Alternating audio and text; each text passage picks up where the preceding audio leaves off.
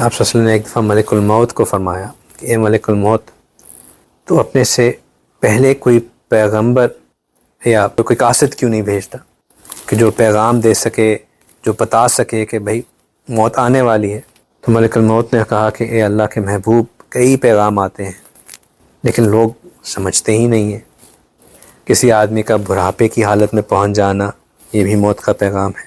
کسی کی جوانی کی قوت نہ رہنا، یہ بھی موت کا پیغام ہے۔ کسی کی بینائی کا کمزور ہو جانا، یہ بھی موت کا پیغام ہے۔ کسی کے دانت کا ٹوٹ جانا، یہ بھی موت کا پیغام ہے۔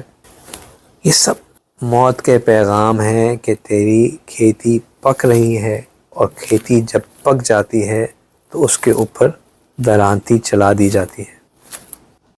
ایک دفعہ موسیٰ علیہ السلام نے اللہ سبحانہ تعالیٰ سے کہا کہ اللہ، آپ نے لوگوں کو پیدا کرتے ہیں، پھر لوگوں کو مار کیوں دیتے ہیں؟ اللہ سبحانہ تعالیٰ نے کہا کہ آپ کاشتکاری کریں۔ ٹھیک ہے، سوال تو کچھ پوچھا تھا لیکن چلے کاشتکاری کر لیتا ہوں۔ انہوں نے فصلیں اگانا شروع کر دیں۔ جب فصل کاش ہو گئی، کچھ عرصے بعد فصل پک گئی، تو موسیٰ علیہ السلام نے دیکھا کہ اب فصل پک چکی ہے، اس کو کاٹنے کا وقت آ گیا ہے۔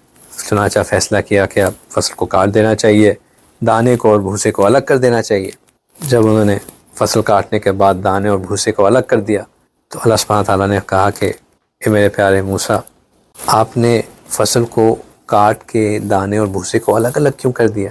انہوں نے کہا کہ فصل پک چکی تھی تو میں نے اس لیے کاٹ دی، اور جو یوزفل تھا اس کو رکھ لیا، اور جو بیکار چیز تھی اس کو پھینک دیا، یعنی کہ دانے کو رکھ لیا اور بھوسے کو پھینک دیا۔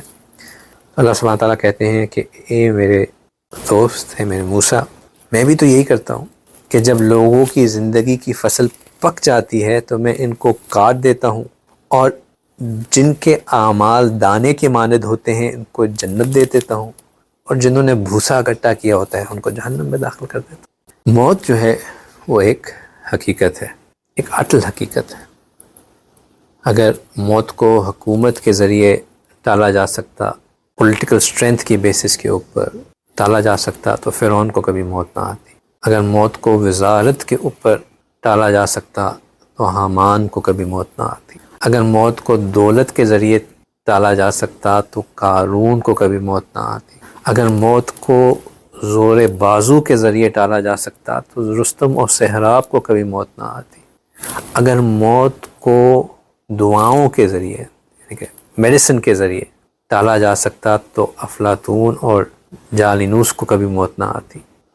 اگر حکمت اور دانائی موت کی ختم کرنے کے لیے یا موت کو ٹالنے کے لیے کافی ہوتی تو سیدنا لقمان علیہ السلام کو کبھی موت نہ آتی۔ اگر وفاؤں کے ذریعے موت کو ٹالا جا سکتا تو آپ صلی اللہ علیہ وسلم کبھی اس دنیا سے رخصت نہ ہوتے۔ اور اگر محبت کے ذریعے موت کو ٹالا جا سکتا تو ماں کی گود میں لیٹا ہوا ایک ننھا سا معصوم بچہ کبھی موت کے منہ نہ اترتا۔ امام غزالی ایک عجیب بات فرماتے ہیں، کہتے ہیں کہ اے دوست، تجھے کیا معلوم کہ بازار میں وہ کپڑا پہنچ چکا ہو جس سے تیرا کفن بننا ہے۔ کبھی کسی کے جنازے پہ جانے کا اتفاق ہو تو آپ دیکھیں گے کہ جو قبر میں، وہاں قبرستان میں کام کرنے والے لوگ ہیں، انہوں نے پہلے سے قبریں کھود کے رکھی ہوئی ہوتی ہیں، کیونکہ لاسٹ منٹ پہ ایک دم سے قبر تیار کرنے میں ٹائم لگتا ہے تو وہ ان ایڈوانس قبر کھود کے رکھتے ہیں۔ قبر کھد چکی ہوتی ہے، قبر تیار ہوتی ہے، نہ کھودنے والے کو یہ پتہ ہوتا ہے کہ یہ کس کے لیے کھد رہی ہے، اور نہ اس میں جانے والے کو یہ پتہ ہوتا ہے کہ اس میں نے جانا ہے، لیکن قبر اس کے لیے کھد چکی ہوتی ہے، بازار میں کفن پہنچ چکا ہوتا ہے، اور ہم بدستور اس دنیا میں مگن ایسے جی رہے ہیں جیسے کبھی مرنا ہی نہیں۔